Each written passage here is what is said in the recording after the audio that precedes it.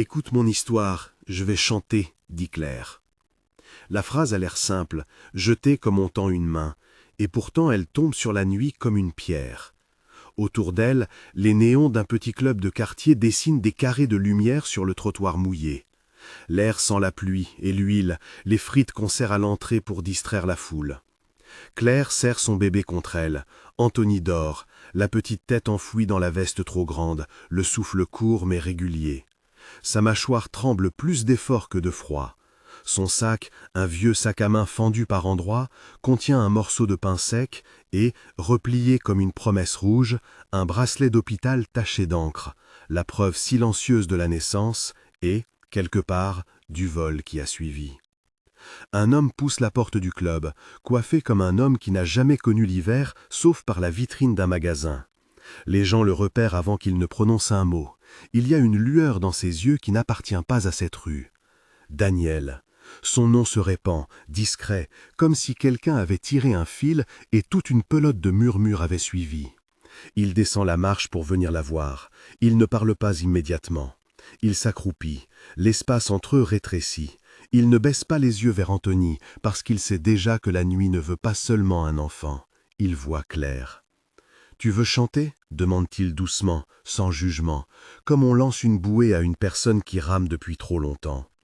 Le rire qui suit n'est pas une réponse, c'est une décharge. Quelques voix dans la file, quelques doigts qui montrent, des bouches qui se moquent. On voit dans les regards la lecture facile que la ville a apprise. Femme dans la rue, bébé, une histoire sans douceur. Un homme lance quelque chose de sec, presque un mot, spectacle. Un autre, elle va voler la scène.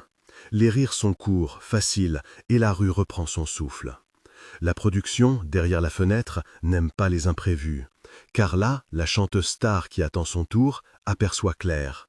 Son sourire est une épée polie. Elle descend de la loge en talons qui claquent et laisse derrière elle un parfum dessiné pour dominer toute conversation. Elle s'approche, sculptée d'arrogance. À la télévision, les gens la trouvent drôle. Ici, elle est tranchante. « On a une nouvelle attraction ?» dit-elle en se penchant, comme pour mieux voir le spécimen.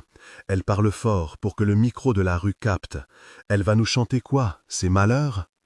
Le recruteur, un homme au visage trop plat pour la compassion, s'avance. Ses doigts pianotent sur un petit carnet. Il est payé pour trier les rêves et dire non. Il a l'habitude. Il regarde Claire comme on regarde une demande qu'on peut refuser pour ne pas se salir. Ici, on a des règles, lance-t-il, pas de distraction.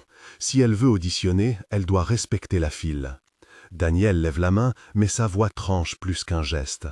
Laissez-la essayer. Donnez-lui 5 minutes. La production grogne. Carla feinte l'indignation, plus drôle encore. La sécurité se poste, des visages se ferment. Daniel, pourtant, insiste avec la fermeté d'un homme qui a vu une injustice refuser de devenir normale. Il sait ce que c'est qu'entendre une voix différente.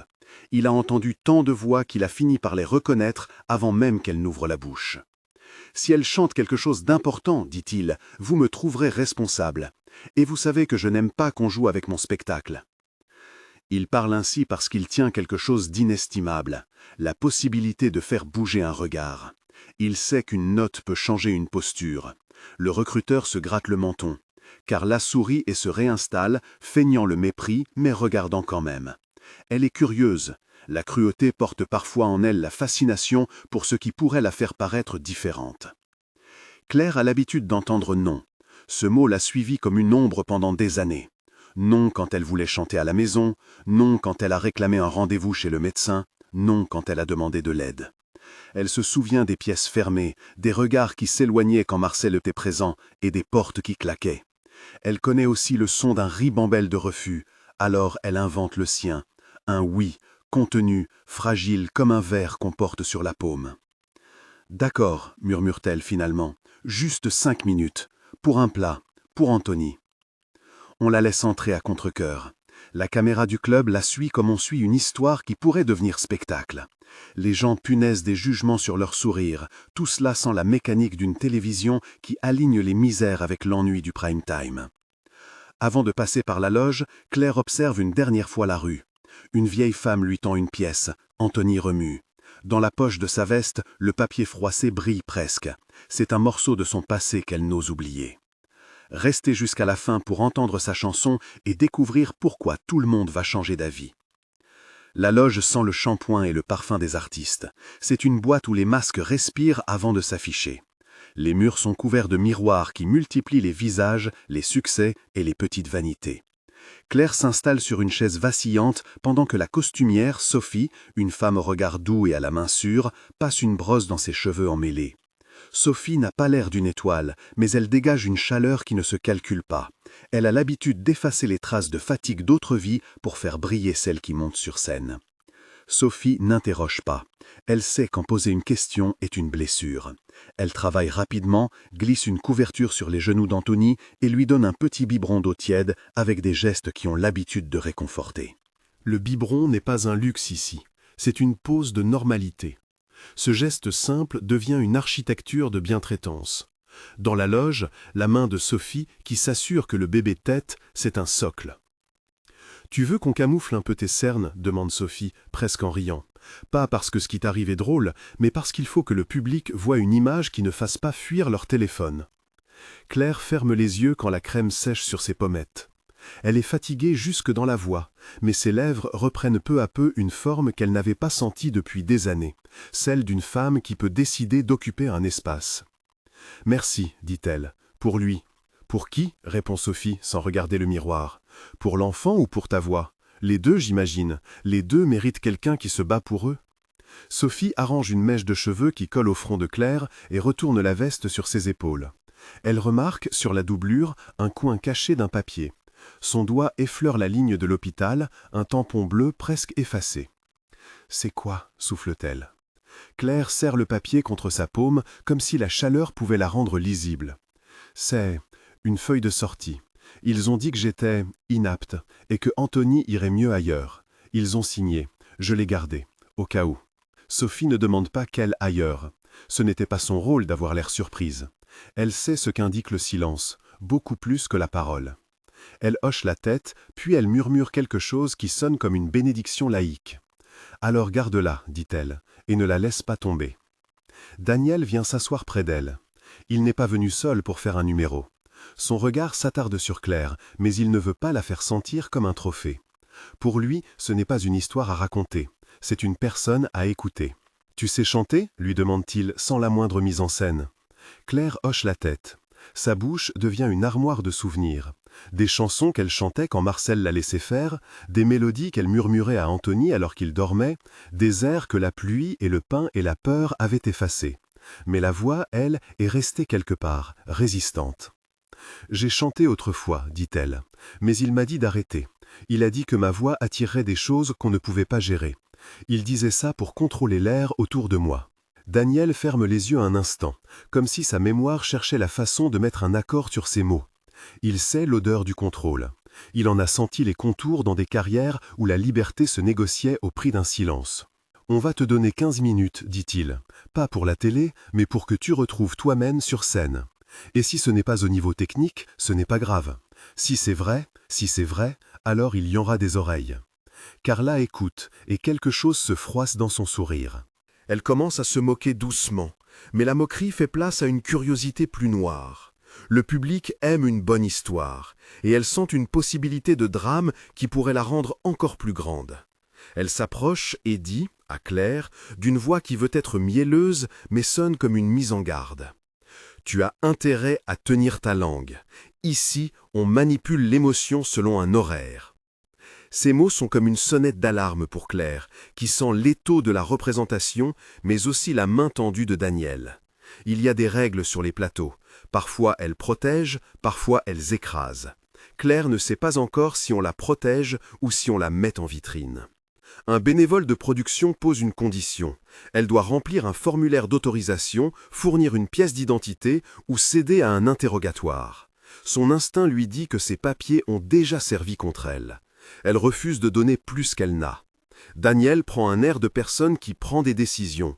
Il murmure quelques mots au responsable et la voix se plie. Il promet qu'il assumera la responsabilité. Sophie repère Anthony qui a besoin d'un changement, une petite tache de bouillie sur sa joue. Elle l'éponge avec une serviette qu'elle a récupérée dans le tiroir, puis lui noue une petite couverture autour des épaules. Claire regarde ses gestes simples et comprend qu'elle n'est pas seule pour la première fois depuis des mois. On lui a donné, sans art, une petite place humaine. Les flashbacks n'arrivent pas en ordre. Ils surgissent, comme une vieille musique qu'on n'a pas écoutée depuis longtemps. Des notes qui s'entremêlent, sans souci de chronologie. Il y a une image qui revient, nette comme une coupure. Marcel à la table de la cuisine, sa main qui claque sur le plateau, le souffle de la poêle qui se retire et la serrure qui tourne. Les murs ont des couleurs que Claire n'oubliera jamais. Un jaune mastic, la peinture craquelée, l'odeur du café renversé. Un silence où sa voix ne devait pas sortir. Il y a un autre moment, tout en urgence. Elle accouche au bord du trottoir, sous une lumière qui n'est pas la bonne. Les passants s'arrêtent un instant, déroutés, puis continuent. C'est un accouchement comme une catastrophe domestique, trop rapide pour la compassion, trop public pour l'intimité. Un type propose un serviette, une femme appelle un taxi, un policier vérifie une pièce d'identité. Anthony pousse son premier cri dans le monde réel, pas dans un couloir propre. Claire se souvient de la chaleur du nouveau-né, de ses mains minuscules autour d'un doigt, de la terreur qui coulait plus vite que le lait. Ensuite, la mémoire se faufile dans une autre lumière. Des analyses demandées, des médecins qui parlent dans un jargon qui rend tout plus grave. Des lettres signées qui disent qu'elle n'est pas apte à s'occuper d'un enfant et que, pour le bien du bébé, il faut une mesure. Elle pense au nom du docteur, Moreau, un homme avec un regard trop patient, qui a su écrire des phrases sur du papier blanc et faire d'une décision une justification. Claire n'a pas le courage de prononcer ce nom sans que sa gorge se serre. Elle caresse le bord du bracelet d'hôpital qui dort dans sa poche, comme si la parole pouvait le faire disparaître. Le montage est cruel. On mêle douleur et mensonge. Marcel a inscrit au dossier des remarques sur ses instabilités. Des voisins ont dit qu'elle était tombée dans une période obscure. Des notes anonymes ont glissé dans des enveloppes, des commentaires sur sa capacité à être mère. La machine administrative a broyé ce qu'elle portait de plus précieux.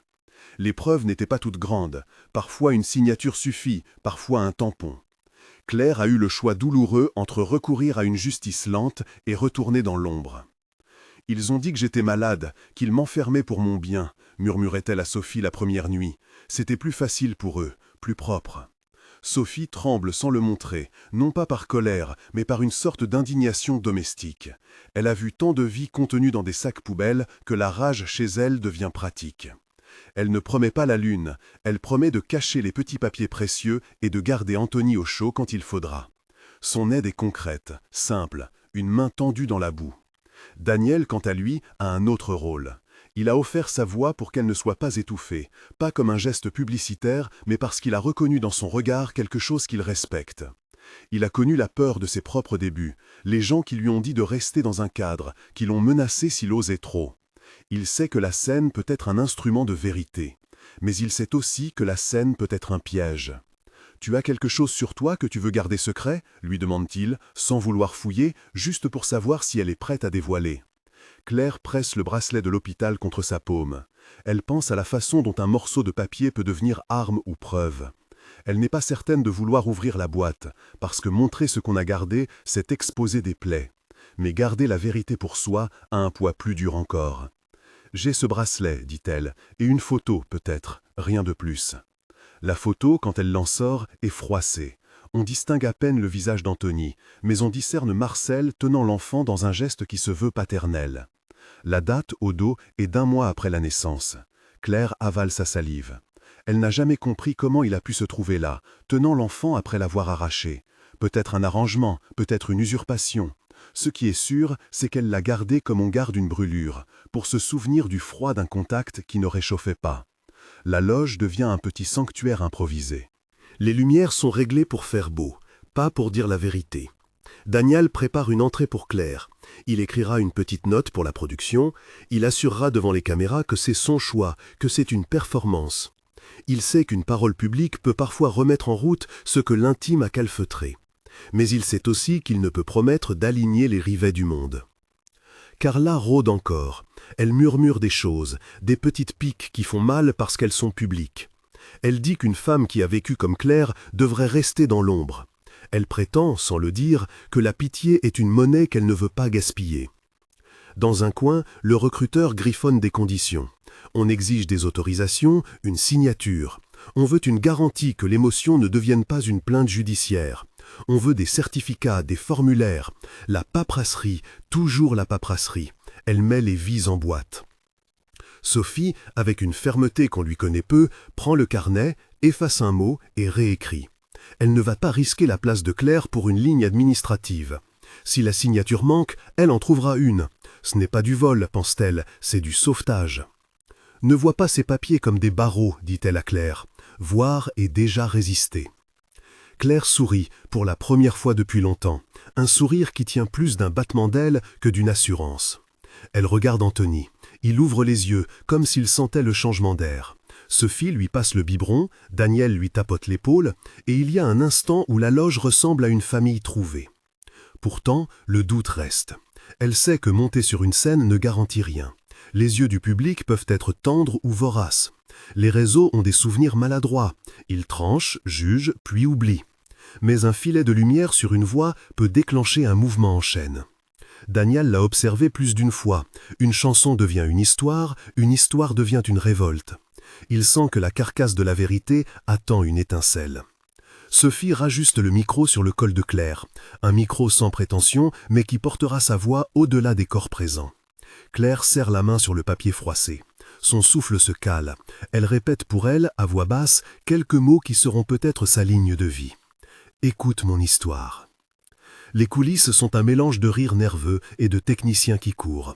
On règle la lumière, on vérifie le son, on dit un dernier mot à la caméra. Dans un couloir, un vieux photographe s'arrête sur Claire. Il lui propose une cigarette, mais elle refuse. Elle a peur des étincelles qui pourraient partir en fumée.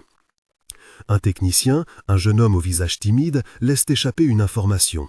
Il y aura du direct. Le cœur de Claire rate un battement. Direct signifie que tout peut aller vite. La télé peut transformer la douleur en statistique en moins de temps qu'il n'en faut pour respirer. Cela lui fait peur. Mais c'est aussi ce qui peut faire bouger les choses. La peur et l'espoir se tiennent la main. Daniel, en coulisses, regarde l'heure. Il fait signe au chef de production. Il a imposé à la hiérarchie un compromis. 15 minutes, 18 chansons si nécessaire, une caméra qui sera braquée sur elle. Il a négocié son nom contre sa parole. Il sait que s'il place quelqu'un dans un projecteur, il devra partager la responsabilité de ce qui adviendra. « Rappelle-toi ce que tu veux dire, souffle-t-il à Claire. Pas pour eux d'abord, pour toi. Le reste suivra, ou pas. Mais ta voix, au moins, sera sortie. » Claire pense à la première fois où elle a chanté. C'était dans une cuisine qui ne lui appartenait pas, la lumière d'un néon tremblant sur des casseroles.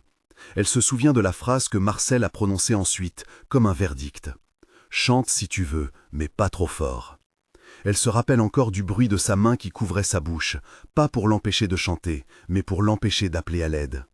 La peur avait appris à réduire les sons. Elle repense à Anthony, à ses doigts minuscules qui s'accrochent à son pouce, et décide que c'est trop. Elle décide que sa voix sera un acte de résistance, pas une supplique. Elle va chanter pour être reconnue, pas pour quémander.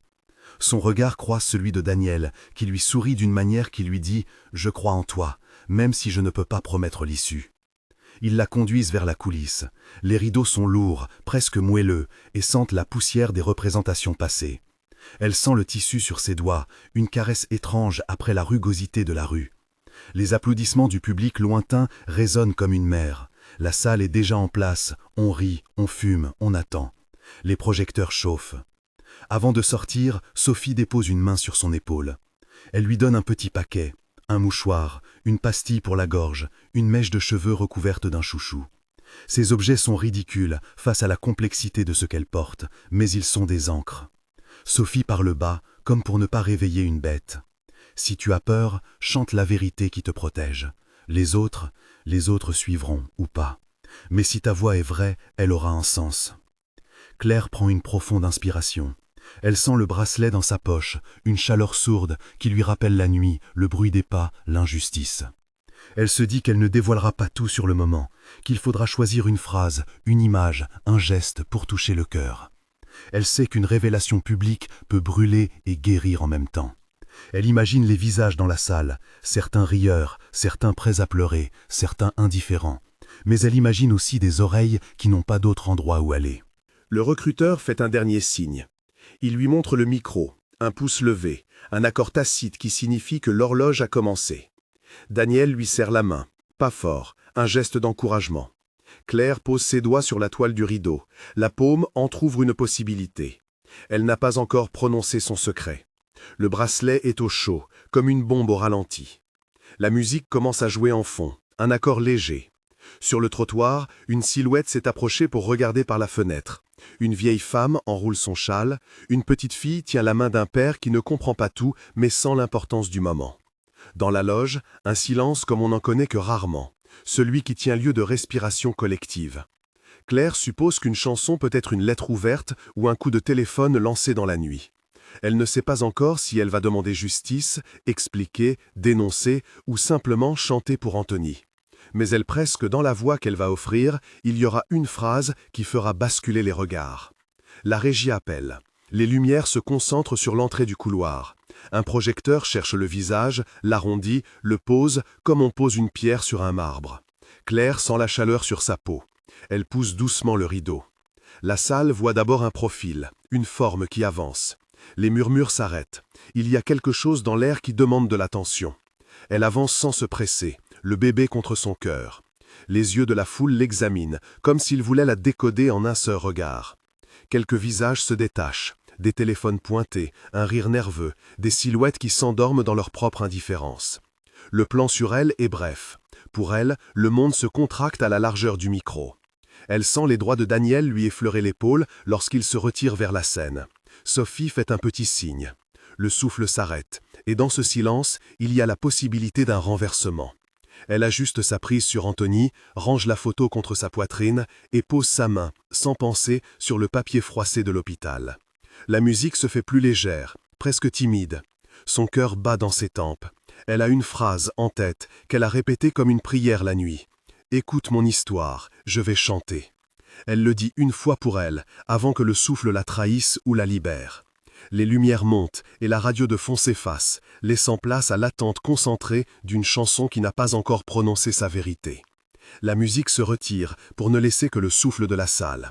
Un silence s'abat, dense, comme de la pluie qui tient en suspens chaque goutte. Claire sent ses doigts s'enfoncer dans le tissu du rideau derrière elle, sent la chaleur du micro qui vient effleurer sa paume.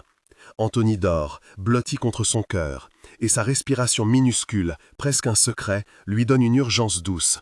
Tout ce qu'elle va dire doit le protéger. Elle inspire, lentement, et porte la voix comme on allume une lampe dans une chambre froide. « Écoute mon histoire, je vais chanter. » Les premiers accords sont discrets. Une guitare légère, un piano qui effleure la note, comme pour ne pas effrayer ce qu'il y a à dire. Puis elle entre, d'abord presque parler, puis chanter, et rapidement la chanson prend la forme d'une confession, simple, sans artifice, une ligne claire de souvenirs et de douleur. Je chantais dans la cuisine, entre la poêle et la porte. On m'a dit « Tais-toi, ma belle, sinon tout s'effondre encore ». J'ai laissé mes chansons dans des tiroirs, couvertes de poussière, et j'ai tenu ce petit cœur comme si c'était une balançoire fragile.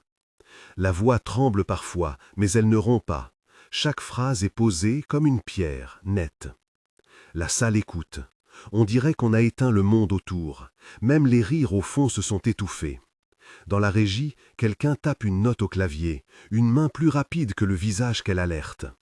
Les téléphones s'allument un peu partout. On filme. On commence à filmer.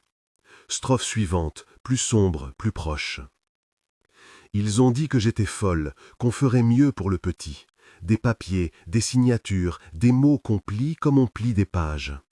On m'a retiré le peu que j'avais, et on a fait des lois de papier pour couvrir les traces d'un homme qui savait trop commander. Sa voix monte, pas en puissance technique, mais en autorité.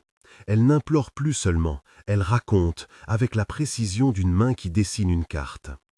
Je n'ai pas tout gardé, mais j'ai gardé ce bracelet, un tampon sur le carton, une date un peu trop rapide. J'ai gardé une photo où il pose souriant avec mon bébé, et j'ai caché une voix dans un vieux téléphone que je pensais perdu. À ces mots, Claire glisse la main dans sa poche, sent le relief du petit téléphone ancien qu'elle a toujours gardé. C'est un appareil basique, fissuré, mais chargé d'une vérité. La veille où elle a fui, pendant une dispute où Marcel s'était vanté, elle avait lancé l'enregistreur pour se souvenir de ce qu'il faisait, de ce qu'il disait, au cas où le monde exigerait plus tard de la preuve qu'une vérité existait. Elle n'aimait pas espionner, elle a fait cela par peur, par précaution, parce que la parole seule, parfois, ne suffit pas. La musique s'éclaircit, on sent la respiration collective préparer une attente. Claire ne se précipite pas. Elle fouille la poche, sort le petit appareil, le tient à la lumière un instant comme on tient un animal effarouché. Puis, sans crier victoire ni chercher le scandale, elle appuie sur play. La voix qui sort de l'autre bout est rauque, basse, familière au cœur de ceux qui ont entendu trop souvent la même domination. C'est la voix de Marcel, calmement implacable, qui dit, enregistré un soir où il ne se doutait pas qu'on l'entendrait, « Tu fais ça. Tu leur dis qu'elle est instable. Tu fais signer les papiers à Moreau. Moi, je m'en charge. Faut que tout paraisse propre. Je veux l'enfant loin d'elle tant que je gère la maison. Compris ?» La salle retient son souffle. Quelques personnes reculent comme si l'air avait une odeur différente. Un tic nerveux passe sur le visage de Carla. Daniel ferme les yeux, serrant les poings, mais ne dit rien. Il n'y a plus de moquerie possible. La voix, captée dans un moment de suffisance, a rendu palpable l'injustice. Les premières secondes après l'enregistrement semblent suspendues à un fil.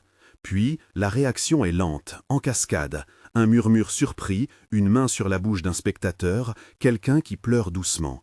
Les caméras se braquent, l'audimat de la salle se transforme en attention publique. Claire reprend sa chanson, mais maintenant chaque mot sonne comme une mise en accusation douce, pas hystérique. Elle met la force dans la vérité. J'ai gardé une preuve qu'ils ont voulu cacher. Un mot, une voix, un accord qui dit « fais-le pour qu'on ferme la porte ». On a signé des étoiles mortes, on a tamponné des vies, ils ont donné des certificats comme on vendrait des oublis. Elle nomme Marcel, pas en hurlant, mais avec une clarté qui fissure la boîte crépusculaire où on enfermait sa vie. C'est Marcel qui a appris à la peur à parler bas. C'est lui qui a dicté les lettres et demandé des certificats. Il a transformé la tendresse en une preuve qu'on pouvait soustraire, et il a cru que personne n'entendrait jamais sa voix dans le noir. Quand elle prononce son nom, une rangée des personnes au premier plan se redresse. Dans la salle, quelqu'un murmure « Il est connu, il est ». Des images commencent à s'allumer sur les écrans des téléphones. Une main qui envoie un message, une autre qui appelle. La vidéo commence déjà à circuler, grappillant secondes, prenant des visages, inscrivant des partages. On voit l'évidence. La chanson devient un point de départ. La musique se tait presque complètement pour le pont. Claire parle et ses mots résonnent comme une injonction à l'opinion publique. « Écoutez ceci, leur dit-elle, non pas pour la vengeance, mais pour que la vérité respire. Regardez ces papiers, voyez ces dates, puis posez une main sur ce cœur qui bat encore. Si vous entendez la voix d'un homme ordinaire qui ordonne l'irrationnel, alors vous saurez que derrière les formulaires, il y avait des mensonges fabriqués. » Puis, sans rompre son chant, elle monte d'un demi-ton et c'est la phrase pivot qui claque comme un verdict personnel. « Écoute mon histoire, je vais chanter. » Ce moment est à la fois confession et revendication. La chanson finit sur une note tenue, un silence qui se pose comme un voile qui se retire. La salle explose, mais pas tous de la même façon. Certains applaudissent, d'autres pleurent, d'autres murmurent des appels, des « oh » presque incrédules. Des personnes autour d'elle sortent leur téléphone et commencent à tweeter, filmer, appeler. Daniel, les yeux humides, se précipite vers la régie. Un homme qui sait comment amplifier une histoire mais qui, cette fois, ne veut pas la transformer. Il veut la protéger. Dans les coulisses, la costumière a les jambes qui flageolent. Sophie ramasse le téléphone qu'elle avait mis à l'abri, le tient entre ses mains comme une offrande. La vidéo est déjà en ligne. Et en moins d'une heure, la salle qui vibrait devient un réseau. Les extraits passent d'un écran à l'autre, les commentaires pleuvent, des voix d'inconnus se joignent. Il faut enquêter, c'est insupportable. Qui est Moreau? Quelqu'un identifie le nom du docteur, un commentaire anonyme, mais il trouve vite écho. Les retombées ne sont pas immédiates comme une fumée qui s'évanouit, elles prennent des formes successives et humaines. La chaîne diffuse le clip en partie, des internautes partagent la version complète. Un petit site local publie l'article. Une mère chante et dévoile une possible manipulation. Des associations de défense des droits des femmes contactent Claire via la production. Un journaliste d'un quotidien national, alerté par un message d'un collègue, rappelle Daniel pour demander une entrevue. La progression est réaliste et lente à l'échelle d'un récit, 2 jours, puis 1 semaine. Pendant cette période, Claire reste entourée chez Daniel. Ce n'est pas un refuge glamour, c'est un canapé, des tisanes, des allées et venues d'avocats pro bono qui se présentent, des entretiens avec des associations qui proposent de l'aide, des appels d'agences sociales. On lui propose un hébergement provisoire, des démarches pour obtenir un rendez-vous au tribunal et surtout, quelqu'un lui prête une voix dans la presse. Sophie, fidèle, reste à ses côtés. Daniel réunit ce qu'il sait, contacte chez des journalistes, avocats, des personnes qui ont vu ce genre d'affaires se dénouer. 1 mois passe, raconté comme un enchaînement de petits gestes significatifs plutôt que comme une succession d'événements judiciaires instantanés. Des reportages montrent des images d'archives, Marcel dans un rôle autoritaire dans des réunions, des voisins interviewés qui confirment des tensions, un audio d'une secrétaire qui se souvient de papiers remplis à la hâte. Une infirmière du service pédiatrie, qui a suivi le cas de loin, contacte un journaliste. Elle dit qu'un dossier lui a paru étrange, des signatures trop vite apposées, des notes cliniques superposées. Elle accepte de parler de manière anonyme, ce qui déclenche une demande formelle d'accès au dossier. On ouvre des enquêtes administratives au sein de l'hôpital. La police, saisie d'une plainte déposée par une association aidée par le bouche à oreille de la vidéo, lance une enquête préliminaire. Maria, l'avocate commise par l'association, lui explique ce que veut dire une enquête. Des demandes de documents, des convocations, des délais. On lui promet qu'il ne s'agira pas de miracle, mais d'un chemin brisé en étapes. Claire apprend la patience dans un nouveau sens. Il faut du temps pour que la vérité soit reconnue. Mais dès que la machine se met en route, on voit des mouvements concrets. Des mails qui réclament des copies de dossiers, des experts qui demandent des scellés, et, plus humain encore, des voisins qui se manifestent pour raconter un autre visage de Marcel. Ce dernier commence à sentir l'étau. Un de ses collègues se retire poliment d'un comité local. Les premières fissures apparaissent. La presse, qui a souvent un appétit pour la dramatisation, se tient sur le fil. Il y a des articles solides, d'autres plus sensationnels. Mais la voix de Claire n'est pas noyée. Elle donne des entretiens mesurés, aide par son avocat, parlant de son fils, de son vécu, de la preuve qu'elle a fait entendre. Elle refuse le voyeurisme outrancier, mais accepte que l'histoire circule parce que d'autres mères pourraient être dans l'ombre. C'est un choix difficile. Chaque interview ressent parfois comme une fenêtre qu'on ouvre sur une chambre intime. Pourtant, elle choisit la vérité comme remède. Daniel, pour sa part, reste discret mais présent. On voit leur relation se tisser sans précipitation. Il est une présence, pas un sauveur. Il l'accompagne à une audience préliminaire. Il se tient en retrait quand des caméras tentent de forcer un instant intime. Il a ses propres blessures et il ne les exhibe pas. Leur complicité se construit dans des gestes simples, partager un repas normal, jouer avec Anthony, se tenir la main dans une salle d'attente. Les rumeurs d'un romance fleurissent dans les colonnes People, mais la réalité est plus ténue et plus humaine. 2 personnes qui apprennent à se soutenir sans mise en scène. Pendant ce temps, des voix s'élèvent pour demander la révision des actes signés. Les autorités de l'hôpital annoncent l'ouverture d'une inspection interne concernant les pratiques du docteur Moreau. Celui-ci, contacté par un journaliste, répond par une note froide. Il se dit surpris et prêt à coopérer. Ce ton agace ceux qui ont suivi l'affaire. La langue officielle masque un malaise. Une infirmière, décidée, accepte de témoigner officiellement après s'être entretenue avec une avocate. Elle raconte des irrégularités, des dossiers incomplets, des signatures placées sans la présence des patients. Les mots falsification et pression commencent à circuler dans des cercles institutionnels. Un après-midi, Claire reçoit une convocation. Elle doit se rendre au commissariat pour compléter sa déposition. Elle ressent une peur nouvelle, pas seulement la peur d'être jugée, mais la fatigue d'être enfermée dans une histoire qu'on ressort sans cesse. Elle va, accompagnée de Maria. L'entretien est long et dépouillé. On lui pose des questions concrètes, on lui demande la provenance de l'enregistrement, on vérifie sa chronologie.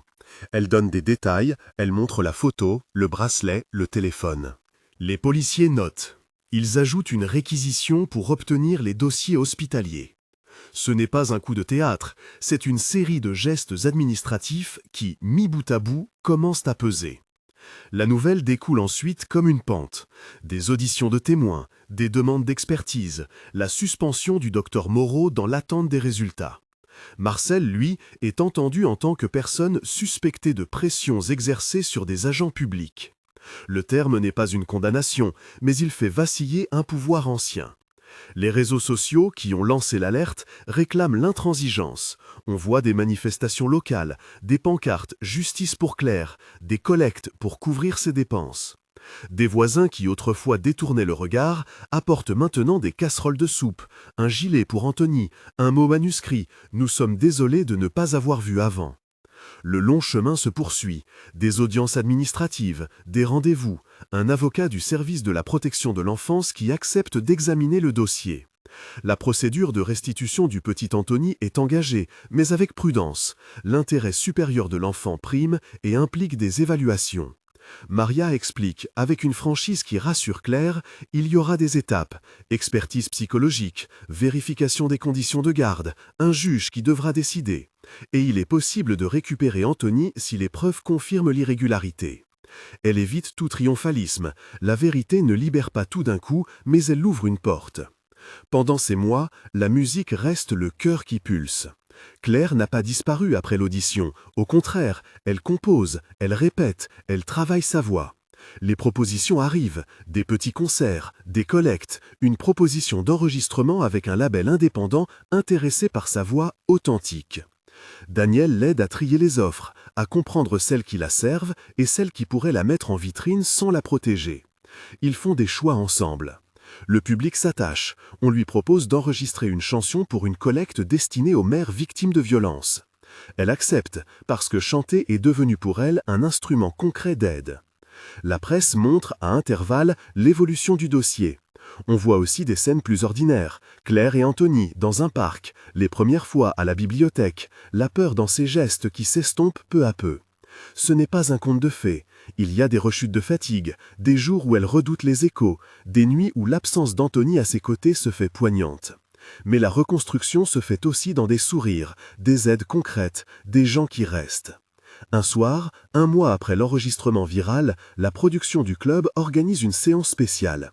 On lui propose un micro, un lieu plus intime, pour raconter son histoire à ceux qui le désirent sans spectacle ni jugement. C'est une offre délicate, proposée sans éclat, un espace pour qu'elle reprenne le récit, mais à sa façon. Elle accepte. La salle est petite, presque une maison. Les instruments sont réduits, l'éclairage doux. Là, elle chante encore. Cette fois, sa voix n'est plus seulement une arme contre l'injustice. Elle la chante pour Anthony, pour Sophie, pour l'infirmière qui a osé parler, pour Maria. C'est une célébration de résistance. Le rythme de l'enquête s'accélère, des auditions, des confrontations, des dates fixées. Marcel est entendu une deuxième fois dans des conditions plus tendues. Il nie, comme on lui apprend à le faire quand on veut garder un monde propre. Mais des témoins se présentent, l'enquête s'alimente de faits, et le dossier hospitalier montre des anomalies. La justice décide d'une mise en examen pour abus d'autorité et falsification de documents à l'encontre de Moreau. Ce terme, mise en examen, n'est pas une condamnation, mais c'est un tournant juridique important. Il officialise que la procédure ne considère plus la version initiale comme incontestable. Pour Claire, c'est un signe de reconnaissance du tort subi. Le moment où elle est autorisée à revoir Anthony de façon régulière et officielle est narré avec une pudeur qui évite le pathos. Les rendez-vous se font en présence d'un travailleur social. Les retrouvailles sont précautionneuses. Anthony ne comprend pas tout, mais il reconnaît la voix de sa mère. Il s'agrippe à elle et Claire pleure, non d'un soulagement absolu, la route n'est pas finie, mais d'un soulagement qui ressemble à une victoire modeste. Dans la sphère publique, sa chanson devient un hymne discret. Des groupes locaux la reprennent, des écoles organisent des collectes, la chanson tourne dans des playlists de solidarité. Claire signe un petit contrat avec un label indépendant qui s'engage à reverser une part pour aider des familles dans des situations similaires. Elle en discute longuement avec Daniel, ils veulent éviter la récupération. La parole qu'elle a prise en public devient une ressource pour d'autres. La relation avec Daniel, doucement, se transforme. Ce n'est pas un conte d'amour rapide, c'est deux personnes qui apprennent à se connaître hors des projecteurs, qui partagent des routines, qui acceptent des défauts. Ils travaillent ensemble sur des arrangements musicaux, ils apprennent à apprivoiser le silence entre eux. Daniel n'est pas un prince, il est un homme qui a osé aller au-delà du confort pour défendre une voix. Claire n'est pas une héroïne parfaite, elle a des doutes, elle explique parfois les raisons pour lesquelles elle a caché des preuves au départ, comment la peur l'avait rendue silencieuse. Ils se soutiennent sans confusion. Le procès, si l'on veut appeler ainsi les rendez-vous judiciaires qui suivront, n'est pas instantané. Mais une étape importante survient. La juge, après avoir examiné des éléments nouveaux, autorise une mesure qui rend possible une garde alternée supervisée, puis, progressivement, un retour chez elle sous conditions de suivi social et d'un environnement stable. On voit dans ces scènes le pragmatisme judiciaire, des décisions basses et concrètes basées sur des expertises et non des proclamations de cinéma. Cela cadre bien avec le ton du récit. La justice est lente mais efficace quand les preuves s'accumulent et que la société se mobilise. Le lendemain, où Anthony revient de façon plus longue chez sa mère, la journée est filmée sobrement. Pas de grandes effusions médiatiques, juste des voisins qui applaudissent, une bougie sur la table, un repas préparé par Sophie. C'est une victoire sans fanfare, mais qui contient beaucoup de choses. Le droit de choisir, la preuve retrouvée, le soutien d'une communauté. À mesure que le dossier avance, on voit des conséquences. Moreau est suspendu, l'hôpital lance une révision de ses procédures, une cellule de réflexion est mise en place pour traiter des signalements plus rapidement. Marcel est confronté à des procédures administratives et, plus tard, à des accusations formelles. On ne montre pas sa chute comme une exécution publique. On montre la logique d'un système qui finit par réagir quand la société se met à regarder. Les mois qui suivent sont un mélange de guérison et de reconstruction. Claire enregistre un EP, pas pour la gloire, mais pour raconter autrement, avec d'autres voix, des histoires qui se recroisent. Le duo d'une mère et d'un fils, la chanson d'un voisin, la ballade d'une infirmière. Le label indépendant organise une petite tournée dans des lieux où la musique est aussi un lien social, maison de quartier, centre d'accueil, salle municipale. Daniel l'accompagne, parfois sur scène, parfois dans la logistique. Ils construisent ensemble un discours public sur la dignité des personnes en situation de vulnérabilité. L'argent que la campagne de solidarité a rassemblé est utilisé pour aider d'autres mères à retrouver un toit, pour payer des frais juridiques, pour financer des interventions psychologiques. La chanson de Claire devient un outil concret et la musique, ce qui l'avait sauvée d'un oubli, devient un instrument de réparation collective. Les derniers chapitres montrent des scènes calmes mais significatives. Anthony qui apprend à faire du vélo, Claire qui s'inscrit à une formation qui lui donne une stabilité professionnelle, Sophie qui vient déjeuner et qui raconte des nouvelles d'un voisin réconcilié, Maria qui garde un dossier de l'affaire avec une satisfaction contenue parce qu'elle sait que la loi peut être un levier. Dans une de ces scènes, Claire s'assoit au bord d'un petit lac avec Anthony sur les genoux et fredonne un air. Le monde n'est pas parfait, il reste des procédures en cours, des jugements à venir, mais la dignité a repris ses droits. Le dernier concert du cycle est modeste, un club de quartier transformé en salle de réconciliation. On a installé une petite scène, des chaises pour des familles, des bénévoles. La première partie présente des témoignages, des interventions de travailleurs sociaux. Puis, devant une foule attentive, Claire monte sur scène.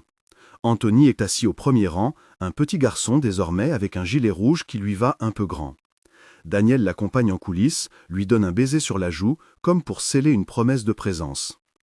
Sur scène, Claire prend le micro. Ses gestes sont devenus sûrs, sa voix plus posée. Elle commence par une phrase qui boucle le récit. « Écoute mon histoire, je vais chanter ».